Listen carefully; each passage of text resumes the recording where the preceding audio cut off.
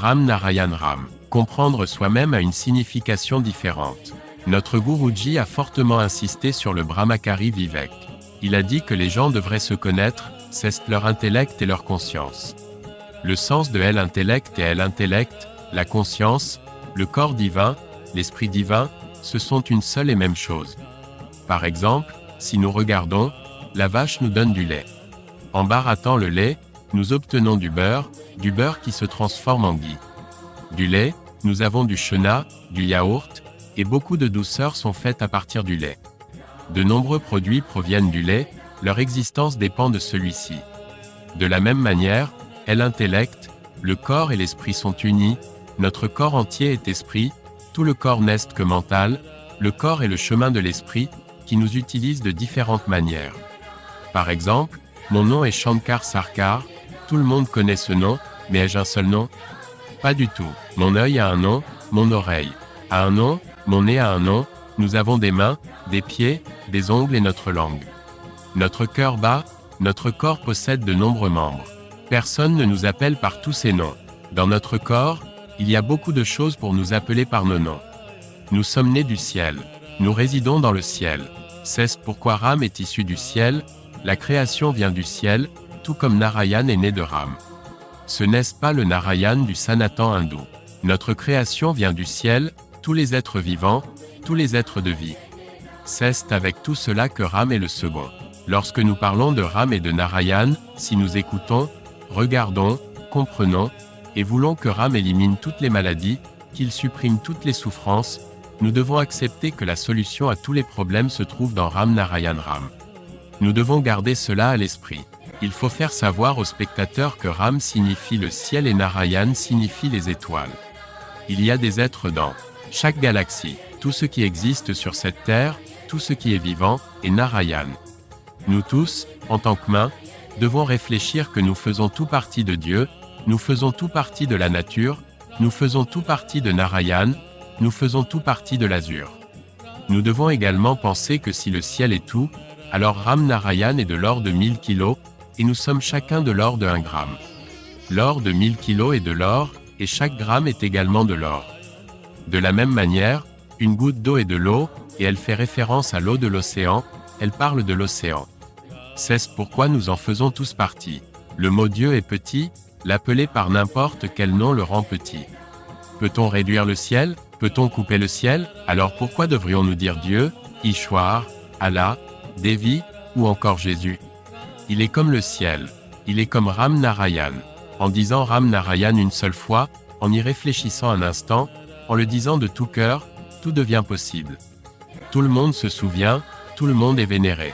Tout le monde reçoit du respect, tout le monde obtient de la force. En disant une fois Ram Narayan Ram, tout est obtenu, toutes les difficultés sont résolues. Essayez-le, mais les gens ne le font pas. Ils continuent à dire Allah Allah, alors qu'Allah n'est pas une entité. Ils chantent Ram, Krishna, Ram. Est-ce que Krishna est venu? Est-ce que quelqu'un est venu? Souvenez-vous de ce que Krishna a dit. Yada yada idharmasya glanir bhavati bharat. Pourtant, ils chantent toujours Krishna. Ces gens-là ne sont jamais venus, ni Ram, ni Shiva. Que sait-on de Shiva? Qui était-il? Quel genre de personne était-il? C'était un homme bon mais illettré. Pourtant, agir était son devoir, il brisait des pierres. Pour construire 50 000 maisons, il brisait autant de grosses pierres pour en faire des briques. Aujourd'hui, on fabrique des briques en terre.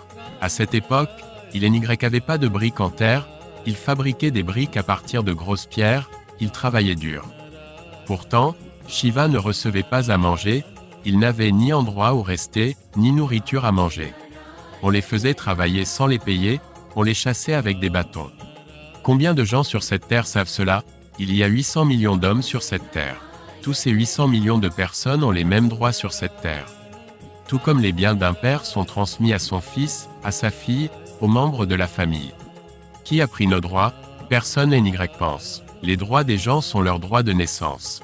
Ces droits sont passés entre les mains de 1500 personnes, la terre est en train de trembler d'un côté, et nous devons tous ensemble la redresser. Nous devons faire de l'âme des gens une âme divine. Tout le monde doit savoir que la loi de la terre, la constitution de chaque pays, tout cela a été créé par les humains, et tout cela est corrompu, il faut l'éliminer. La loi de la nature, le miroir de la nature, la loi des 5 éléments, telle devrait être notre religion. C'est avec cette religion que nous sommes nés, sans elle, rien d'autre n'est possible dans le monde. D'un autre côté, je veux aussi dire que ceux qui prient le font sans comprendre. Avant de prier quelqu'un, comment se déroule le culte de soi? Pour se rendre hommage à soi-même, il faut d'abord s'améliorer et s'aimer. Mon Guruji, Balak Brahmakariji, a dit qu'il faut se protéger, se sauver, puis regarder la société, le monde. Mais que fait l'homme? Il consomme des drogues, commet des actes répréhensibles, et fait du mal aux autres. Tous les êtres humains sur Terre sont devenus leurs propres ennemis. Cela ne devrait pas être le cas. Nous devons devenir nos propres amis, nous aimer nous-mêmes, et nous connaître. Qui sommes-nous? D'où venons-nous? Où allons-nous? Une autre chose importante à mentionner est qu'il faut se connaître pour devenir un ami. Qui je suis? D'où je viens? Où je vais? Tout le monde sait que la mort est inévitable. Faites des recherches sur ce que nous emporterons après notre mort, réfléchissez-y. Lorsque nous réfléchissons, notre conscience, notre sagesse, est là pour nous informer et répondre à chaque question. C'est pour donner des réponses qu'elle réside en nous comme un serviteur. Alors, pourquoi n'écoutons-nous pas sa voix? Chaque être humain ne pense pas à la sagesse. Des orateurs et des gourous religieux de toutes les croyances disent « Connaissez votre sagesse ». Comment éveiller la sagesse? Comment la sagesse s'éveille-t-elle? La plus grande réflexion est celle-ci. Celui qui nous a créés, qui nous a tous amenés sur cette terre, nous sommes venus avec son consentement, et il réside en nous comme un serviteur. Alors, est-il nécessaire que nous continuions à faire des erreurs? C'est pourquoi la sagesse est si importante. La sagesse est notre sujet, la véritable sagesse est notre Veda, elle est le Veda éternel. Nous devons écouter la sagesse, suivre ce qu'elle dit. La sagesse est en soi la nature, c'est la nature même. Dans l'hindouisme, dans le Sanatan Dharma, les rishis qui ont créé le Rig Veda, le Yajur Veda, le Samaveda et l'Atharva Veda, qui étaient-ils? Ils étaient des humains. Le Veda est en soi le Veda, la nature est le Veda, le ciel est le Veda. Alors pourquoi avait-on besoin de l'écrire? Il existe encore aujourd'hui, il était là avant et il sera toujours là dans le futur. Pourquoi alors avait-on besoin de le mettre par écrit? En observant la nature, en méditant et en réfléchissant, la nature nous parle. Mais personne ne les considère comme des maîtres. Les êtres humains de la Terre se croient très intelligents. Ils pensent qu'en ayant obtenu un doctorat, ils sont devenus très savants. Mais ils ne réalisent pas que tout le monde doit mourir. Si je vous disais que le Premier ministre de la Terre est devenu un rat 7 jours après sa mort, les gens viendraient me tuer pour avoir dit cela. Mon Guruji m'a également dit qu'un fondateur d'une caste est devenu une grenouille 5 jours après sa mort. Pensez-y, si cela peut leur arriver, qu'adviendra-t-il de nous après notre mort? Qu'adviendra-t-il de vous? Qu'adviendra-t-il de nous tous? C'est une question à se poser. Une autre chose à savoir est que nous faisons semblant de dormir. Nous ne nous connaissons pas nous-mêmes. Qui suis-je? D'où je viens? Où j'irai? Ce que contient mon corps. Tant que nous n'aurons pas ces réponses, nous continuerons à faire des erreurs, car nous avons dévalué la sagesse.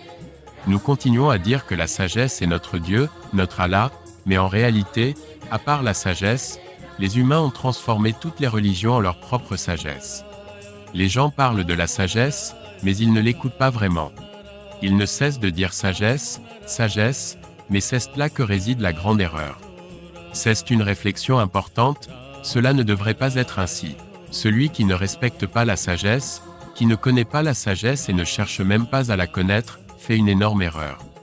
La plus grande perte dans la vie, c'est de dire que je respecte la sagesse, mais de ne pas écouter ce qu'elle a à dire. Je ne serre pas la main avec la sagesse. Je tiens à vous dire que la sagesse a une main, tout comme lorsque nous utilisons notre main pour faire des calculs en mathématiques, en multipliant et en divisant, notre main nous aide. De la même manière, nous devrions joindre nos mains avec la sagesse, l'intégrer dans notre vie.